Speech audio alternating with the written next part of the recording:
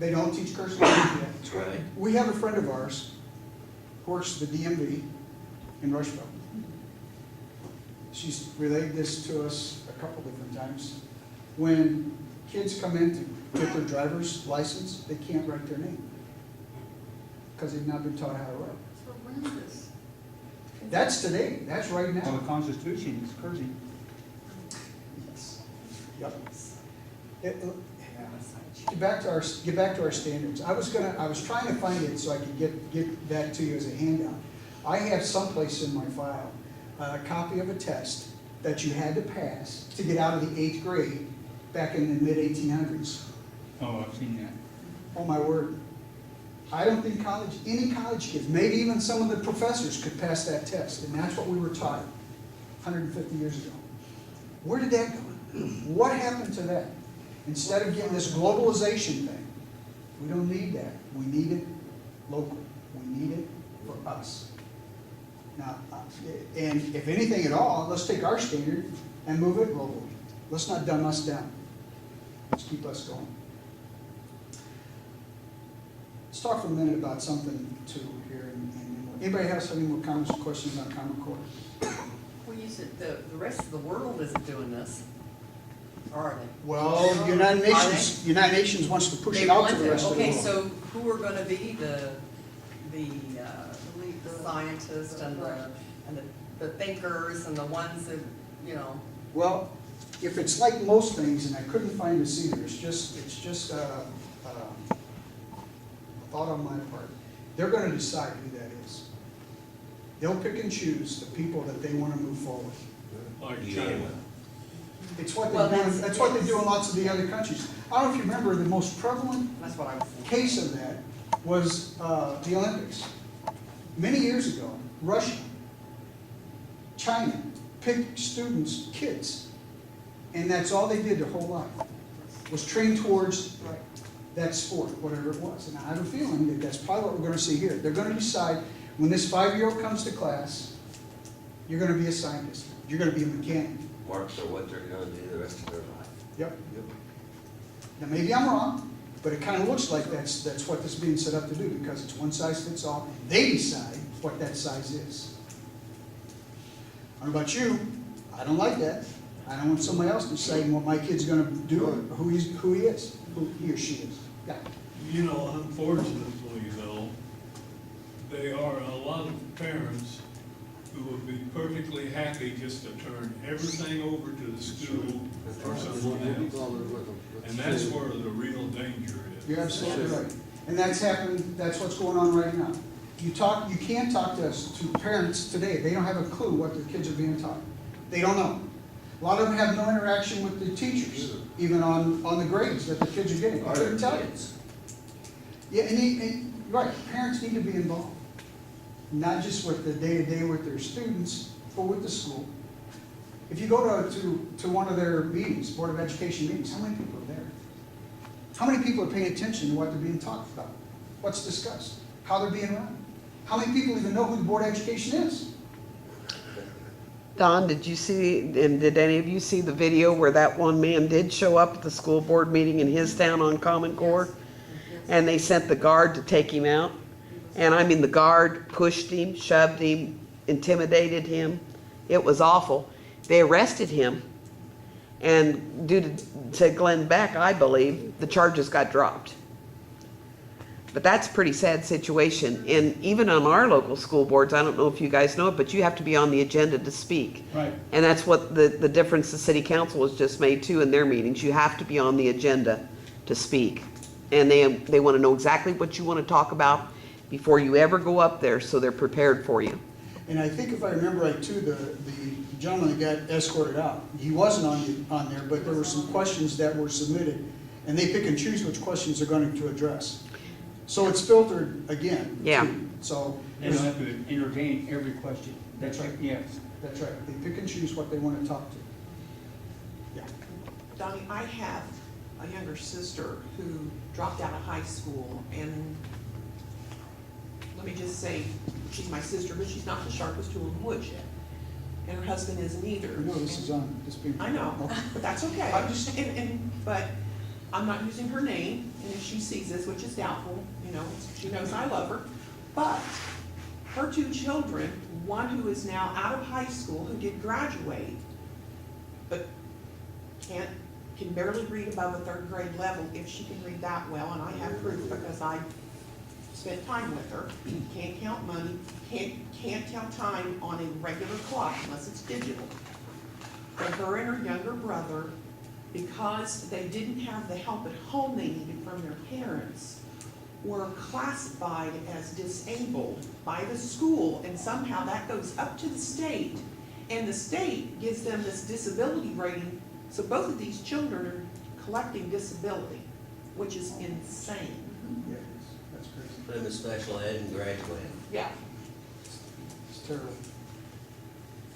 Well, sounds like we've got some changes need to be made in. How that happens, I don't know. I think it happens by people getting involved. It's not gonna happen overnight. It can't, because we didn't get here overnight. And see, I tried to get involved, and there was this pushback, oh, I don't know, I don't want to do that.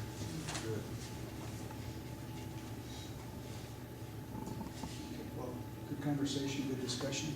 Couple things, and then we'll let you get out of here. Organization. I'm still looking for somebody to help us with some things, okay? I would like to have someone who could maybe take a look at some things that are happening nationally and report back here next month. Another person for things state, another person local. Now, I'm an introvert, okay? I'm not comfortable talking to people. I'm not comfortable standing up and doing things, okay?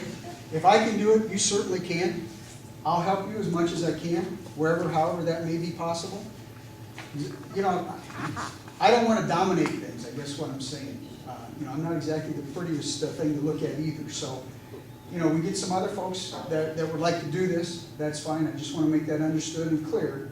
Anybody that would like to do that, fine, and I'll help you as much as I can get to that point. And then you can report back, and we'll give you a few minutes on the agenda to do so. It's not like you have to stand for an hour.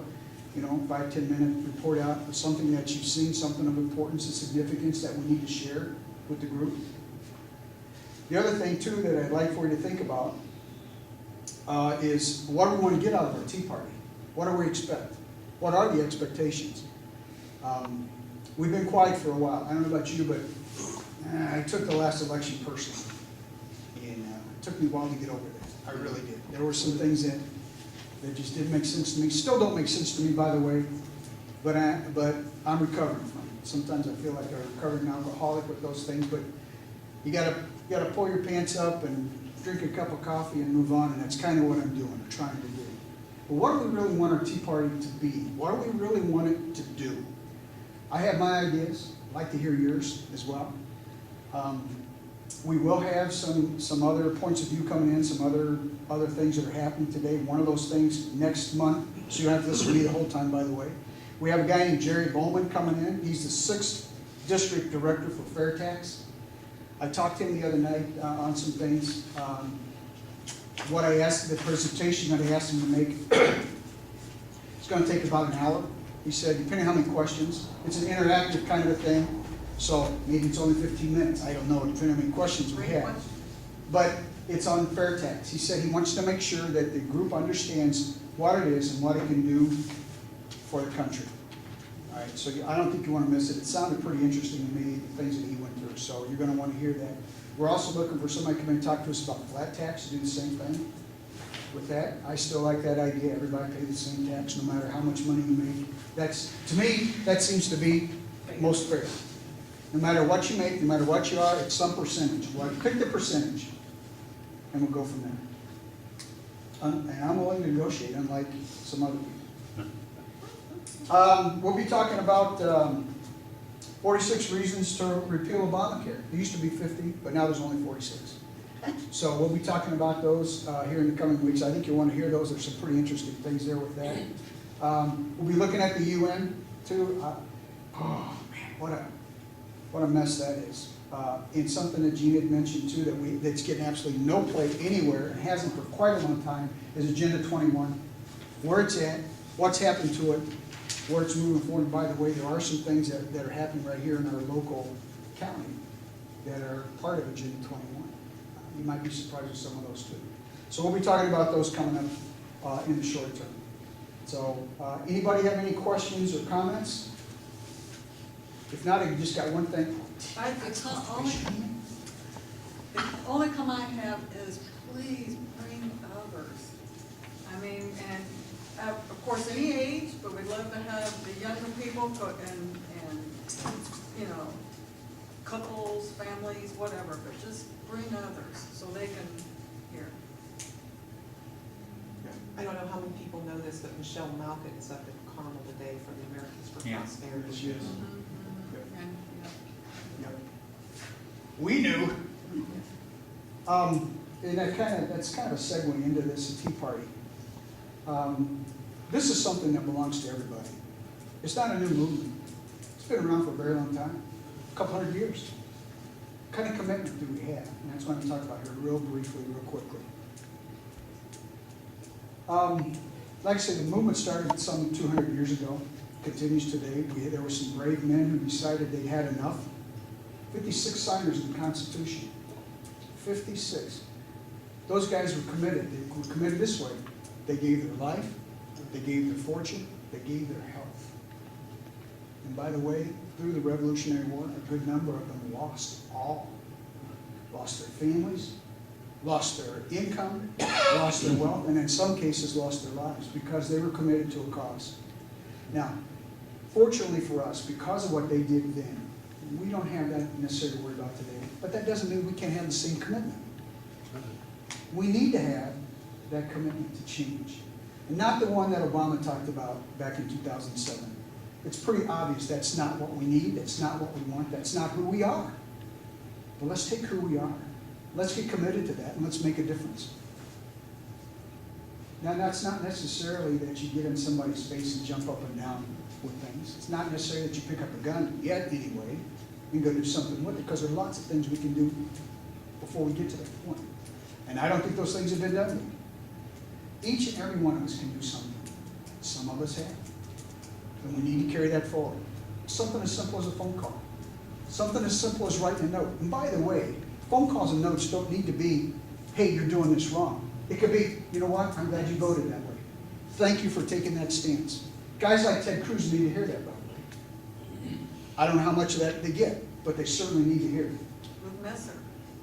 And his standard. Messer in his position on things. There are lots of those guys out there. We need to do that. So it's not just the, I don't like what you're doing, and jump up and down with it. Okay, because we need them to stay strong. And they get their strength from folks supporting them. That's what they're there for. By the way, I'd like to see that too, just throw that out there for a little bit, term limits. Let's do term limits. We don't need 40-year politicians. Founding fathers never expected that to happen. You go do your time, come back to your workplace. And if that were to happen, I don't think we'd have the stalemate we have in Washington, because those guys aren't suffering. They will not suffer. But if they had to live by the rules that they make for us, it might be a different story, including the guy in the White House. I've never heard of anybody who says, yeah, I'll negotiate, but you give me everything I want first. That's not negotiation. Talk about extortion, that's extortion. Extremism, that's extreme. I don't mind being a radical. I don't mind being called extremist for the positions that we're taking, because I think they're right. I think it's the right thing for this country. That's what we need to do. Now, one quote, and then we're done. This is one from somebody that I've never had the good fortune to know, but I have a tremendous amount of respect for him. He's the guy that got me really going into politics many, many years ago. His name is Ronald Reagan. Here's something he said. No arsenal or no weapon in the arsenals of the world is as formidable as the will and moral courage of free men and women. Keep that in mind. The will and determination of the American people is something to deal with. And we need to show it. We need to show it. Okay, all right, folks. Thanks for coming, sure appreciate it. Don't forget, we got Jerry Lowman. You're not going to want to miss Fair Tax. November 9th. November 9th. Next time around. And I won't talk as much. And those who didn't get sheets, there's sheets of information over there.